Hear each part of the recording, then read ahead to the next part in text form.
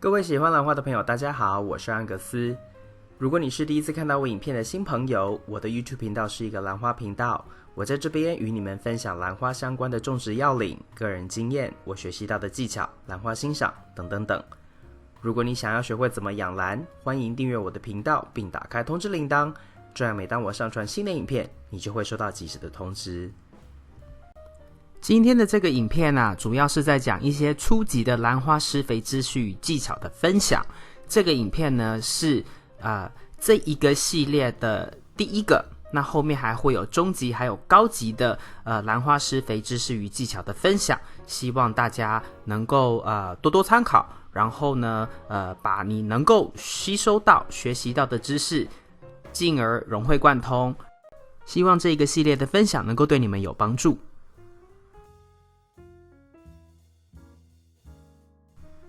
今天的这个影片呢，总共分成了5个部分。那第一个部分主要是在介绍3大的这个主要养分，再来呢是肥料的量的多少的取舍，再来就是水质，还有施肥频率以及气温在施肥上面应该注意到的因素，考量因素有哪些。这边3个主要养分的第一个是氮。氮肥呢，俗称叶肥，它的主要功能是在于长叶子，还有制造叶绿素。那有叶绿素的情况之下呢，才能够正常的行光合作用，而产生植物所需要的碳水化合物。那氮如果不足的时候呢，植株一般来说兰花植株会生长相当的缓慢，植株弱小，而且呢，它的叶子特别是老的叶子都比较会偏黄色、黄绿色这样的一个现象。那如果是这个氮肥过多的话呢，它的叶子会比较浓绿大，但是呢它会很薄，原因是因为它的这个细胞壁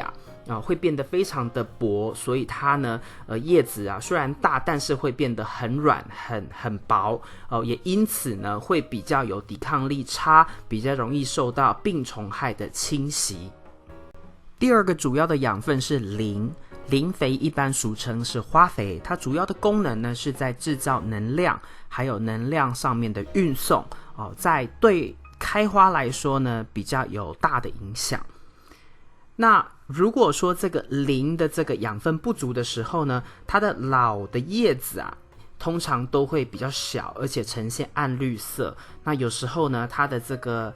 叶柄的部分会呈现一些红色、红紫色的颜色出来，那它也会导致根系发育不良而且这种缺磷的现象，一般来说都是从比较下面的叶子部分开始逐渐的出现一些颜色上面的变异，然后再逐渐向上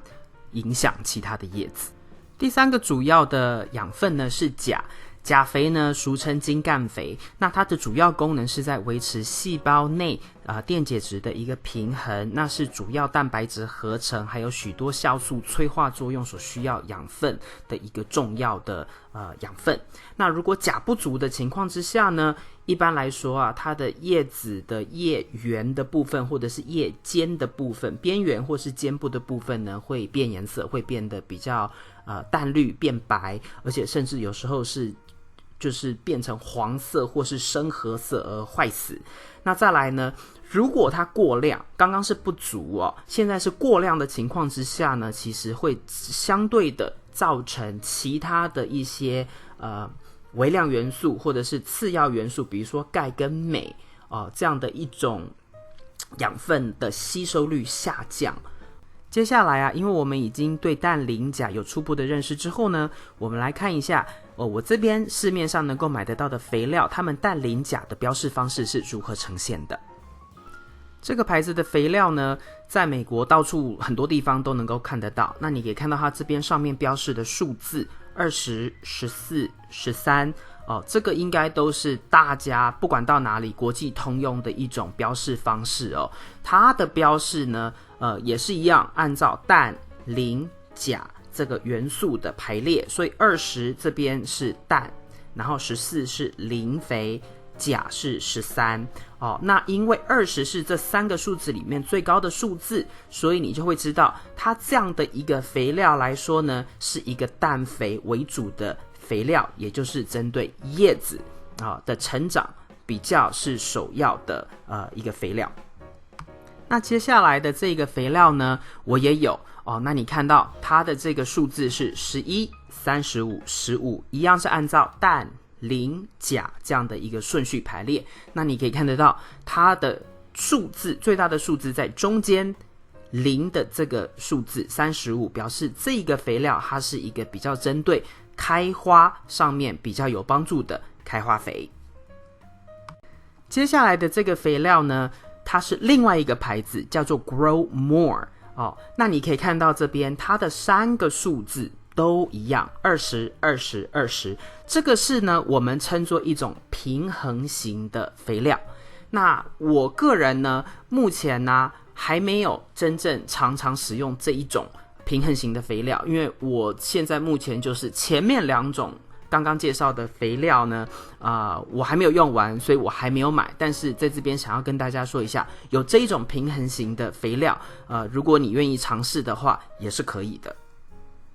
大部分的兰花肥料呢，除了这3种养分氮、磷、钾之外呢，都会含有其他的养分跟微量元素。但是因为这个影片是针对初级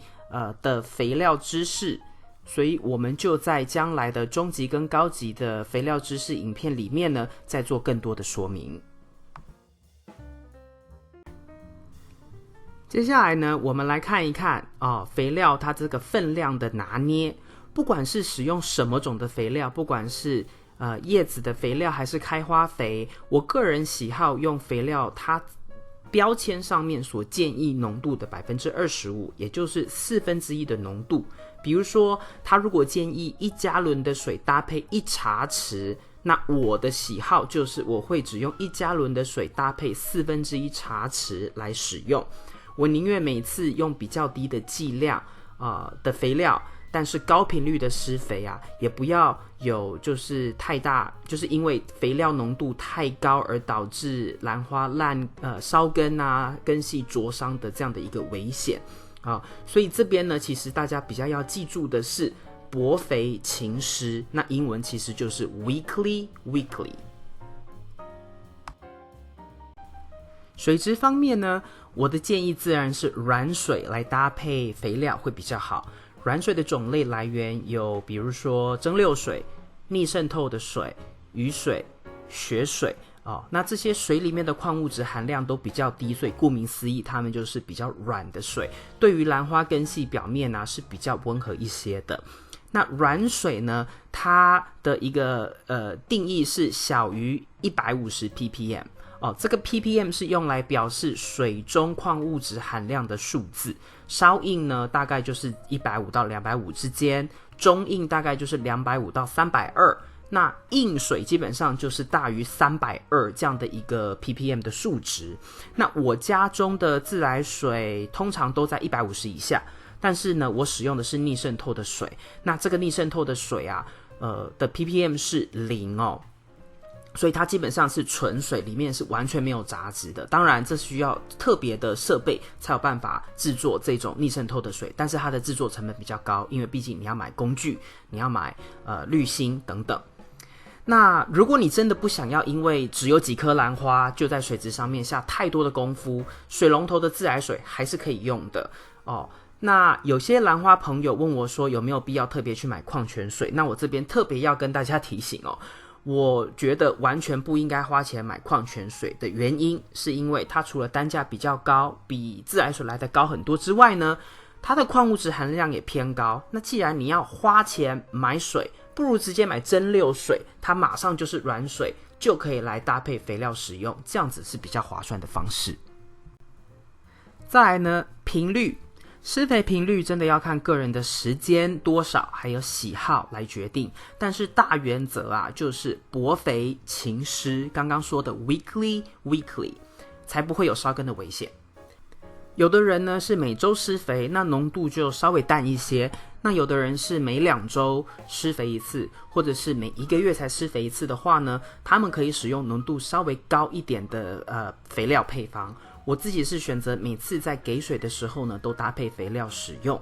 但是1个月中一定会有一次只用清水来给兰花浇水。原因是因为呢，清水可以用来溶解或移除多余的这些肥料的盐分那这种多余的肥料盐分堆积久了，时间一久它浓度也会变得太高，也是会在盆内呢对于兰花的根系造成一定的影响。所以我1个月中一定会有一次只用清水来对它们做浇花浸泡的动作。再来呢，我们来讨论一下温度的部分。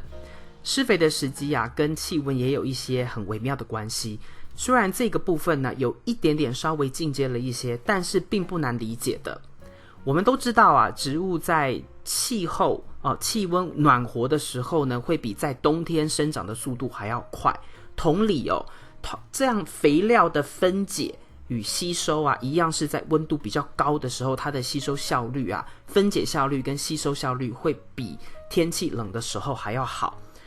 所以如果已经到了该要给你兰花浇水施肥的时候呢，如果当天或是接下来的几天气温都不怎么高不怎么好的情况之下呢，你也可以斟酌决定是否是需要只给清水，或者是干脆就等到气温回暖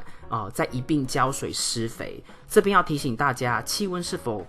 比较高或比较低，高低这个你要针对自己地区的天气来做决定我没有办法给你告诉你一个标准，什么样的温度叫做高还是低，这要看你自己的居家环境跟你在世界各地的哪里而定。影片到这边我们来做一个对于这个影片初级兰花肥料知识的一个小总结如果你只有几颗兰花，然后不想要花太多时间去研究，也不想要花太多的钱去投资在这个兴趣上面的话呢，你只要记得软水搭配1/4浓度，然后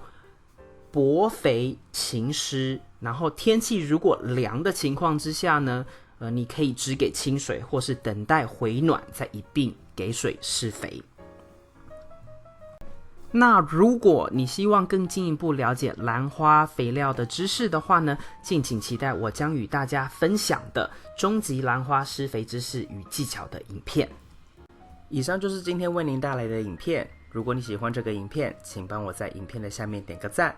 如果你要继续与我一起学习怎么养兰，别忘记订阅我的频道并打开通知铃铛。谢谢您的观赏，我们下次再见。